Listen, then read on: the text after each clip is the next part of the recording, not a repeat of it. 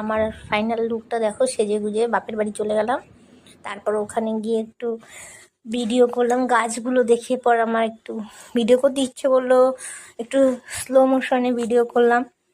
ভাল লাগছিল গাছগুলো দেখে, আর গাছে কি সুন্দর সুন্দর ফুল ছিল, তার জন্য একটুখানি একটা ছোট্ট ভিডিও করে নিলাম। এই দেখো কি সুন্দর গাছে ফুল হয়েছে, বেশ ভাল লাগছিল।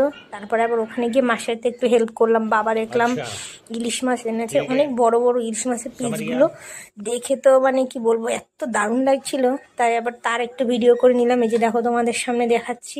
মাঝখানে আবার কি করলাম, আমার না আম খেতে খুব ভাল লাগে, এই যে আমটা আবার একটু দেখে পরে ইচ্ছে করলো একটু খাবো, আমটার একটু ভিডিও করে নিলাম। এই যে দেখো ভাই বন্ধুরা, শুভ সকাল। মার বাড়ি এসে রান্না করছি দেখো। এই যে আবার আমি ও বাড়ি গিয়ে একটু রান্না বান্না করলাম মায়ের সাথে সাথে। মা যেহেতু একা সব তো করে ওঠাটা মায়ের পক্ষে সম্ভব না, ওই জন্য মার সাথে সাথে একটু দিয়ে হেল্প করলাম। এমনিতে আমার রান্না করতে খুব ভালোই লাগে।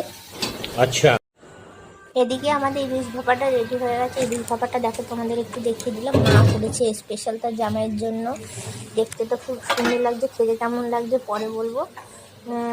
দেখতে যেহেতু সুন্দর, খেতেও দারুণ লাগবে। আর এদিকে নানান ধরনের সবজিগুলো ভেজে নিলাম। এমনি সাদা ভাতও করা হয়েছিল, তাছাড়াও ফ্রাইড রাইসও করেছিলাম, ওই জন্য নানান ধরনের সবজি নিয়ে ফ্রাইড রাইসটা করছিলাম।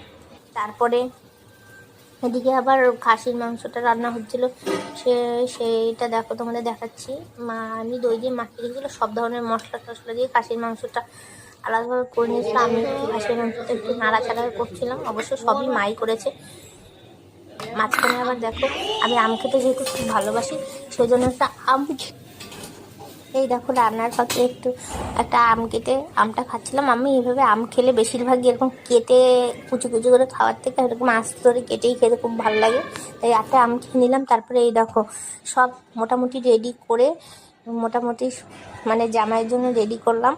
যেহেতু মা তো সব একা আমারই করতে হয়, মা তো একা করে উঠতে পারে না, সব রেডি টেডি করে। এদিকে আবার ওই থালাটা আমার ছেলের জন্য রেডি করেছি। ও যেহেতু ঝাল খেতে পারে না, ওই জন্য বেশিরভাগই ওর জন্য ভাজা ভাজা হয়, মাংসটা হালকা হালকা মশলা দিয়ে করা হয় ওর জন্য।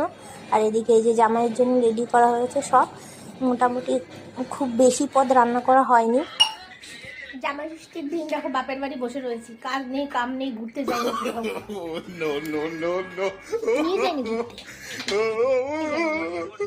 আরে আজকে জামাই ষষ্ঠী, কোথায় যাবে ঘুরতে? শ্বশুর বাড়িতে ঘুরতে নিয়ে আসলাম তোমার, আবার কোথায় ঘুরতে যাবে? এই তো ঘুরতে নিয়ে আসলাম।